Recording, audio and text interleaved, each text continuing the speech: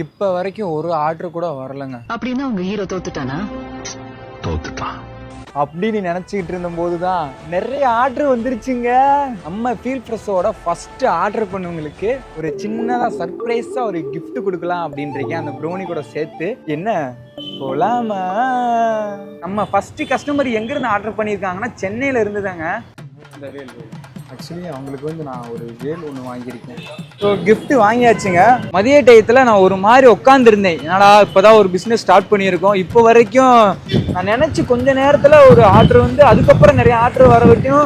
So இது first இது எனக்கு கொஞ்சம் அப்படியே ஒரு டச்சிங்கானனால இதுக்கு நமக்கு ரொம்ப டச்சான ஒரு விஷயத்த அவங்களுக்கு கிஃப்டாக கொடுக்கணும் அப்படின்னு தோணும் போது எனக்கு எங்கள் அண்ணன் முருகர் தான் எனக்கு தோணுச்சு. நம்மளுடைய ஃபர்ஸ்ட் டெலிவரிக்கான ப்ரௌனி வந்து ரெடி பண்ண ஆரம்பிச்சிடலாமாங்க. நம்மளுடைய ஃபர்ஸ்ட் கஸ்டமருக்கான ப்ரௌனி ரெடி ஆயிடுச்சு. அதுக்குரிய அப்படியே அந்த கிஃப்ட் நம்ம ரெடி பண்ணிட்டோம்.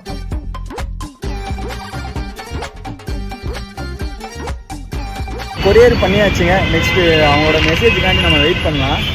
தி நெக்ஸ்ட் டே நமக்கு மெசேஜ் பண்ணிட்டாங்க, நம்மளோட ப்ரௌனி வந்து செம்மையாக இருக்குன்னு சொல்லியிருக்காங்க. அதுவும் இல்லாமல் அவங்க ஃபர்ஸ்ட் டைம் ப்ரௌனி ட்ரை பண்ணியிருக்காங்களாம். நம்மளோட கிஃப்ட்டும் அவங்களுக்கு ரொம்ப பிடிச்சிருக்காங்க. நீங்களும் நம்மளோட ப்ரௌனி ஆர்டர் பண்ணி ட்ரை பண்ணிட்டு எப்படி இருக்குன்னு சொல்லுங்கள். விடை பெறுகிறேன் MVP ஃபேமே.